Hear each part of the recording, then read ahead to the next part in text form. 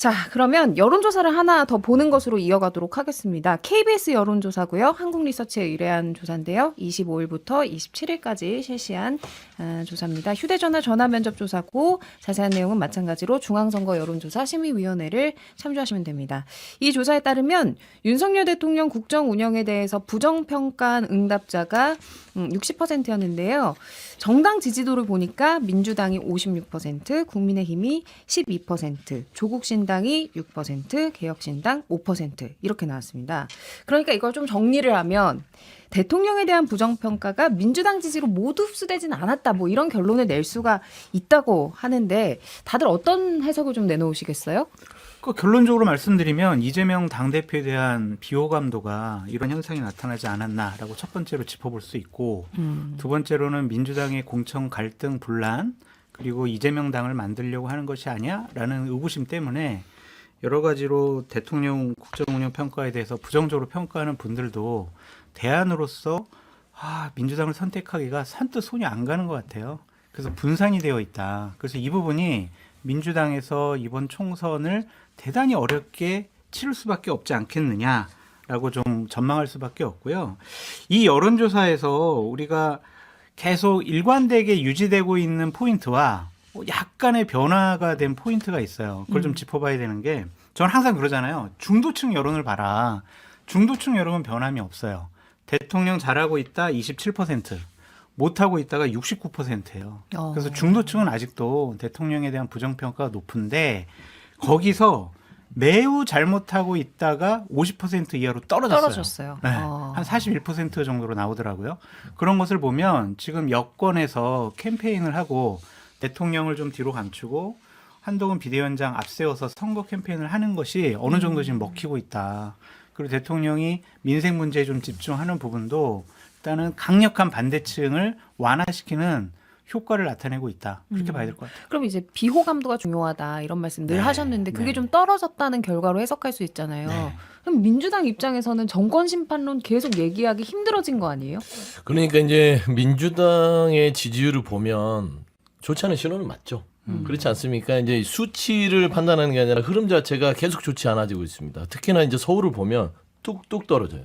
그렇지 않습니까? 그래서 이런 부분들은 굉장히 긴장을 해야 되는데 저는 아까 장 소장님이 얘기했듯이 하나를 믿고 있지 않느냐. 아까 말했지만 중도층에서의 어떤 흐름이 크게 변하지 않고 정권 심판의 어떤 그런 분위기가 높다 하지.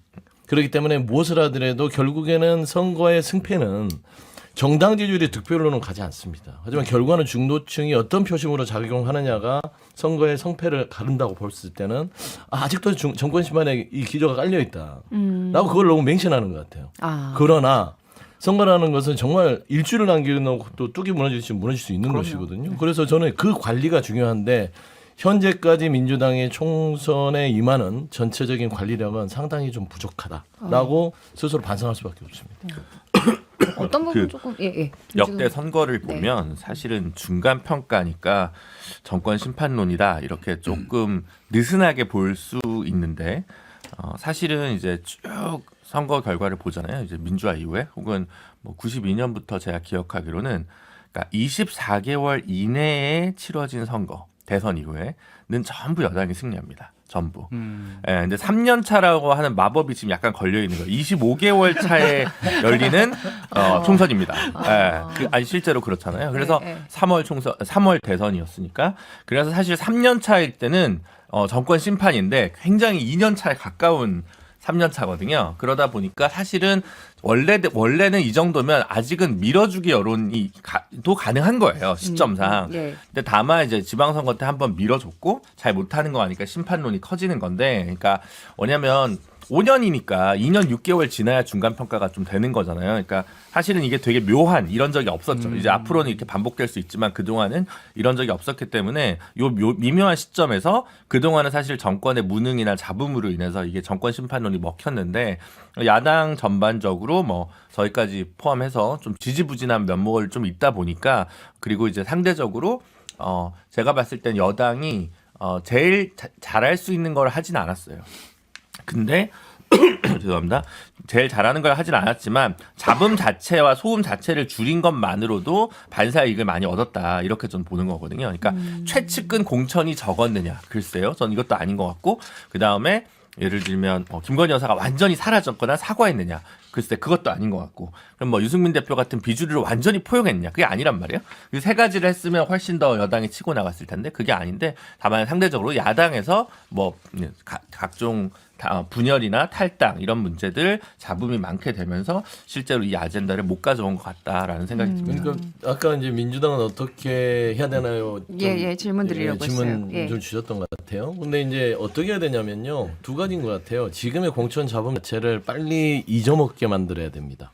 잊어먹게 만들려면 아까 말씀했듯이 지금 여당은 고도의 전술을 쓰잖아요. 한동훈 비대위원장을 꺼내서 윤석열 대통령을 숨기기 시작합니다. 정권 심판의 대상은 한동훈이 아니잖아요. 윤석열 대통령입니다. 그러면 윤석열 대통령을 숨겨놨기 때문에 그거를 끄집어내서 정권 심판론을 부각해야만 그동안 오랫동안 끌어왔던 민주당이 공천 잡음 자체를 부식시킬 수 있다. 근데 그걸 끄집어내는 방식이 어떻게 될 것인가? 라는 것인데 최근에 이제 한동훈 비대위원장은 그걸 막기 위해서 1대1 토론을 제안한 거거든요. 근데 본인이 이번 총선에 머리가 되고 얼굴이 돼야 되는데 마치 이제 곧 있으면 공천이 끝나고 나면 민주당이 윤석열 대통령을 끄집어내고 대통령 배우자들을 끄집어낼 것이다. 그거를 사전에 막기 위해서 나하고 1대1 토론합시다. 이런 식이거든요. 저는 이런 것들을 좀 정무적으로 빨리 판단해서 지금 디말에 38일이잖아요. 그럼 아무래도 지금 시간이 별로 없다. 그래서 그런 보관들을 좀 내놔야 되겠다. 좀 그런 생각합니다. 야당 이제 정권 심판론이 그 작동할 수 있는 시기라고 일반적으로 예측을 했는데 그게 작동이 안 되는 이유는 심판의 자격이 있는 사람이냐라는 부분이죠. 야당이 과연 심판 자격이 없다. 심판할 수 있는 자격이 있느냐 이 부분에 있어서 국민들이 동의를 못하기 때문에 먹히지 않는 거죠. 그리고 이제 또 서영주 부대변인 얘기한 대로 이제 국민의힘 전략은 지금 당대당으로 선거를 치르겠다. 당을 전면에 내세우는 전략. 이거를 또 이제 구사를 하고 성공적으로 또 그게 잘 먹혔습니다. 그래서 그런 것 때문에 이제 정권 심판론이 먹히지 않는 거고요. 앞으로도 아마 그럴 것 같습니다. 왜냐하면 이재명 지도 체제가 바뀔 가능성이 없는 한 심판 자격론은 계속 나올 수밖에 없는 것이고 말에 전혀 힘이 실릴 수가 없는 거죠. 그렇게 되면. 그래서 민주당 입장에서 선거를 치르려면 정권 심판론이 아닌 다른 어젠더를 꺼내서 프레임을 만드는 시도를 하지 않으면 이건 먹히지 않을 것이다. 그렇게 봅니다. 지금 이제 말씀을 하셨으니까 강서 재보궐선거가 한 10월이었죠. 넉 달 조금 더 지났는데 수도권 위기론이 나왔던 그때와 비교하면 지금 상황이 좀 많이 바뀐 것 같아요. 이거 총선 결과 나올 때까지 쭉 가져갈 수 있다고 보세요?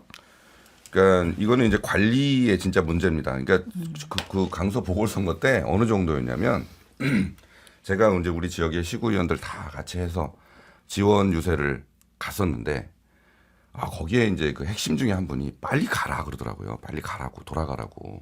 오히려 빨간색 많이 보이면 안 좋다 이 말이에요.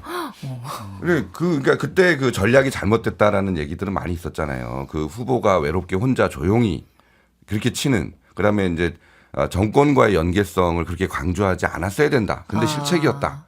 라는 지적이 나중에도 많이 나왔지만 그때도 이제 갔더니 빨리 가라는 거예요. 너희들이 와서 돌아다닐수록 표가 떨어진다.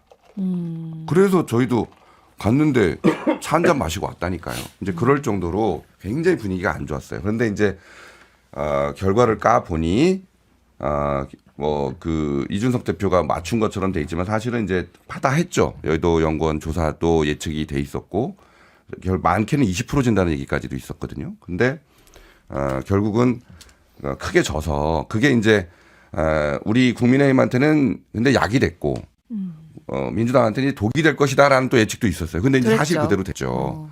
그랬는데 이제 그것만으로 그렇게 된 것 같지는 않고요. 근데 어쨌든 한동훈 비대위원장이 가장 중요한 키였다라고 생각을 해요.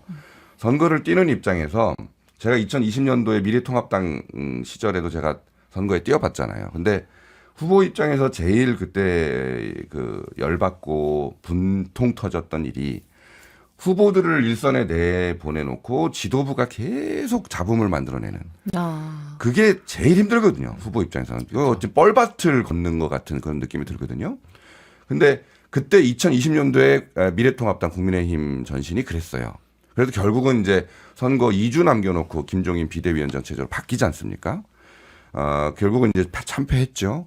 그런데 아마 지금 제가 보기에는 민주당 후보들이 아마 비슷할 것 같아요. 지금 이제 민주당 쪽에서는 이제 지도부 때문에 그렇죠. 현장에서 뛰는 사람들이 후보들이 너무너무 힘들 괴로울 것 겁니다. 같다. 다니기가 그 길거리에 다니면서 유세하고 선거운동하는 게 이게 정말로 어려운 상황이에요. 그러면은 국민의힘이 수도권 위기론 돌파한 건 여당이 잘해서가 아니라 말씀하신 것처럼 뭐 야당 대표의 어떤 실책 때문에 둘 다죠. 둘 다. 그러니까 야당은 관리를 못했고 한동훈 비대위원장이 관리 능력을 탁월하게 보여줬고 아까 그 김준우 대표도 말씀하셨지만 내용을 다 뜯어놓고 보면은 뭐 현역 교체 비율이 그렇게 높으냐 뭐 그것도 아닐 수도 있고 그래요. 그런데 그럼에도 불구하고 관리는 잘했다라는 건 아마 이견 얘기할 사람이 없을 겁니다. 그러니까 여당 예. 쪽에서 늘 이제 평가하는 게 민주당이 언제 선거를 잘했냐. 우리가 2016년, 2020년 두 번 다 공천 파동으로 자멸했지. 그러니까 이번에 우리가 공천만 잡음 없이 하면 우리에게 늘 승산이 있다. 이게 이제 핵심적인 내재적 평가거든요.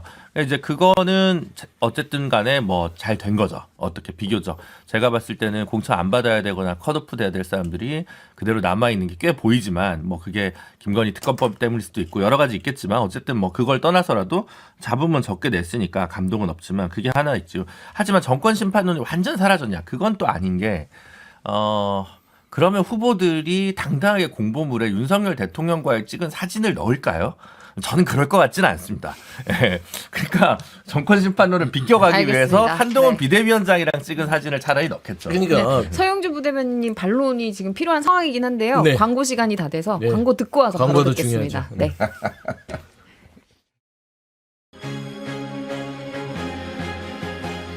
지금 여러분께서는 6회, 상쾌, 통쾌한 정치 토크쇼 정치 인싸를 듣고 계십니다.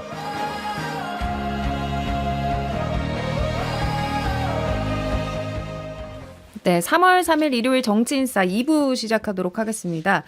1부 말미에 이제 장진영 전 위원장께서 지금 수도권 위기론 돌파한 건 한 위원장이 내서도 있고 또 이제 민주당의 지도부가 좀 못한 것도 있다 이런 말씀하셨는데요. 서영주 부대변인 어떻게 생각하세요?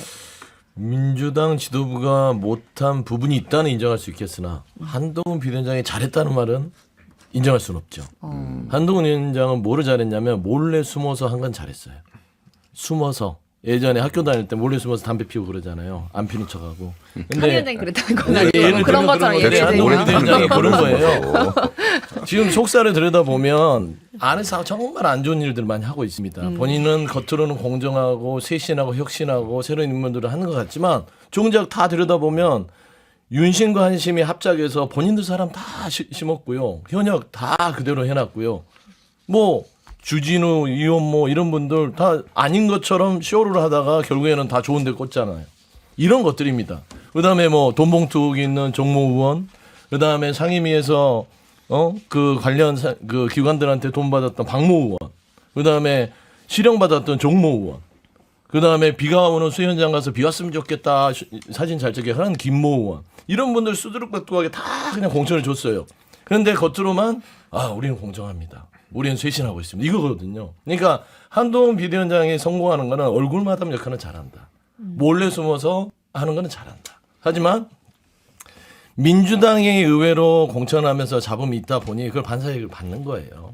그 부분에 대해서는 인정할 수밖에 없고 민주당의 공천 과정이 매끄럽지 못하다는 거를 제가 여기서 방어를 할 수가 없어요. 현상이니까. 하지만 공천이 끝나고 나면 프레임은 전환된다. 라는 차원에서는 한동훈 비대위원장이 그동안 숨어서 몰래 했던 실상들이 드러나게 되면 결국에는 선거의 어떤 프레임과 어떤 정권 심판론이 각을 서기 때문에 저는 그런 부분에 있어서는 하나는 인정하고 하나는 못 받겠다. 그런 말씀을 3월 22일 날 후보가 등록이 되면 여야 대진표가 꾸려지잖아요. 그때 이제 국민들이 실질적으로 여야 공천에 대해서 냉정한 평가를 그때쯤 할 거예요. 지금은 그냥 민주당 시끄러운 것 같고 국민의힘 조용한 것 같고 그러니까 민주당 지금 뭐 잘못하고 있는 거 아니야? 이제 이런 기본적인 인식을 갖고 있는데 나중에 되면은 민주당의 시끄럽고 분란 있는 공천이 야 그래도 물갈이 했네. 개혁 공천 했네. 그렇게 인식받을 수 있고 국민의힘의 공천은 야 기득권 다 유지해줬구나. 현역은 다 해줬네. 이거 다 살펴보니까 정말 대통령이 챙겨야 될 사람들은 거의 다 챙겨줬네. 이런 평가 받을 수 있으면 공천에 대한 판단은 다를 수가 있는데 민주당 수도권 선거가 어렵다고 제가 보는 이유는 뭐냐면 지역이 분열되고 있어요. 어쨌든. 예. 김영주 의원 같은 경우도 저 국민의 입당할게요라고 얘기를 하고 서른 의원 같은 경우도 저 그냥 탈당할 거예요라고 하면서 또 임종석, 뭐 윤영찬 이런 분들 지역에서 민주당 공천을 못 받거나 못 받게 될 분들 그분들을 지지하는 민주당 지지층이 이번 선거 때 과연 민주당 후보를 찍을 거냐. 민주당 후보가 있고 민주당 성향 후보가 있고 국민의 후보가 있어요. 그럼 민주당이 수도권에서 이길 수가 없어요. 분산되니까. 그러니까 그 점을 이재명 당대표가 정리를 잘하고 마음에 상처 주면 안 되는데 뭐 나갈 테면 나가라 뭐 탈당도 자유고 입당도 자유고 뭐 다 그렇다 뭐 검은백조 이런 식으로 좀 공천을 못 받은 분들에게 상처를 주고 아픈 부분을 막 헤집는 것은 결코 선거에 도움이 되지 않는 것 이게 같아요. 좋은 위기 관리가 아니다 이런 맞아요. 말씀을 하시는 것 같은데